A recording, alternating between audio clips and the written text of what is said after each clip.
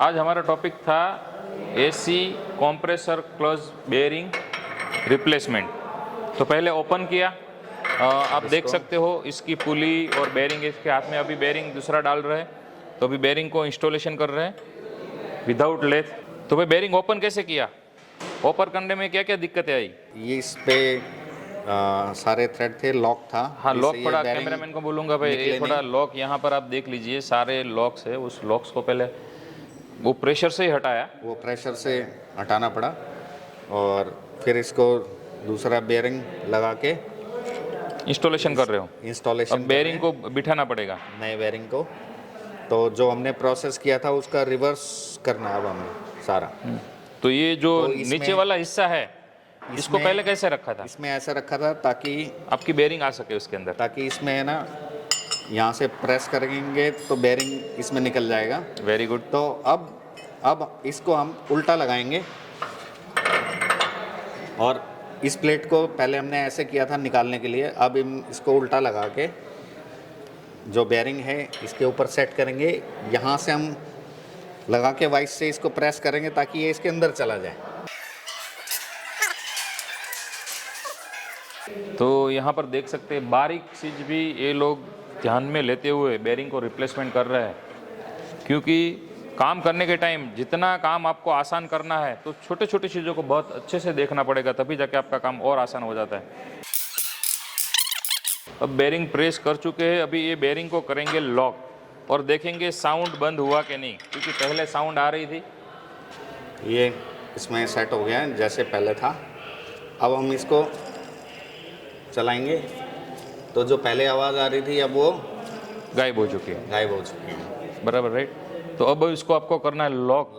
तो सेंटर पंच चाहिए, क्योंकि ये कंपनी से ही लॉक आता है, तो हम इसमें कोई लॉक लगा नहीं सकते एक्स्ट्रा। सेंटर पंच करके ये लोग कैसे लॉक करते, चलिए देखते हैं। अब हम लॉक कर रहे हैं इसको।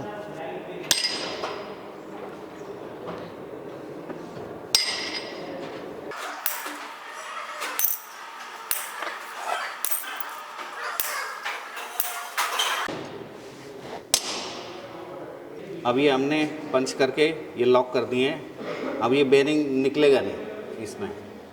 जब ये निकालना होगा, कभी ख़राब हुआ तो वही सारा प्रेशर से इसको निकालना पड़ेगा, फिर दोबारा से इन लॉक्स को लगाना पड़ेगा ताकि ये बेयरिंग यहाँ से किसी भी तरीके से ना निकले। अब हम इसको दोबारा से इंस्टॉल करेंगे। अब ये बैठ गया, इसको एक लॉक है, इसमें लॉक लगेगा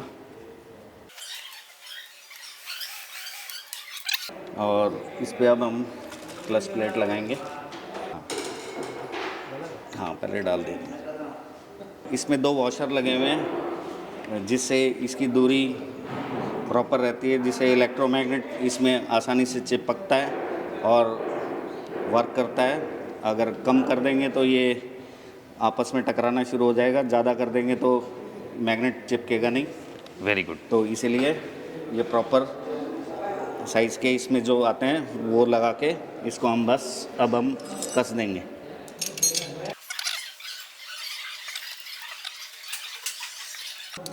अब ये कस गया हमारा।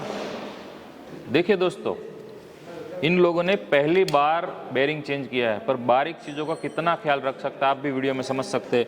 जैसे कि फिटिंग करने के बाद साउंड नहीं देना, बराबर, ये टच नहीं होना प्लेट, उसके वाइसर सिम्स को सेट करना, क्लच को प्रॉपर मैग्नेट के बाद ये प्रॉपर वर्क करना चाहिए, और मैग्नेट जब नहीं रहता है, क्लच ऑफ रहता है, तब ये वर्क नहीं करना चाहिए।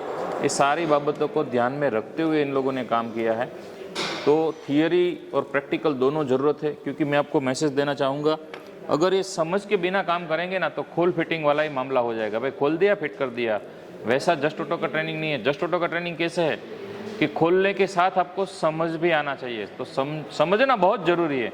तो पहले हम थियरी में समझाते हैं, फिर बाद में लाइव प्रैक्टिकल पे जहाँ पर भी गलतियाँ होती है वहाँ पर हमारी फैकल्टी ऊपर रहती है और बार बार बताती जाती है, यहाँ पर ये लगाओ, यहाँ पर ये लगाने से ख़राब हो जाएगा, ये इसको इस तरह से निकालो, यहाँ पर इसका स्टेप ये है, स्टेप भी बताती जाती है। तो इस तरह की ट्रेनिंग लेनी है तो आप जस्ट ऑटो ही सीट बुक करवाइए। महंगा है पर आपको लाइफ में पड़ेगा सस्ता। क्योंकि बार बार ट्रेनिंग लेने से एक बार ट्रेनिंग लेके अच्छे से अपडेट हो जाओ और जल्दी से जल्द जस्ट ऑटो में सीट बुक करवाइए, यहाँ पर आइए और सीखिए अच्छा काम।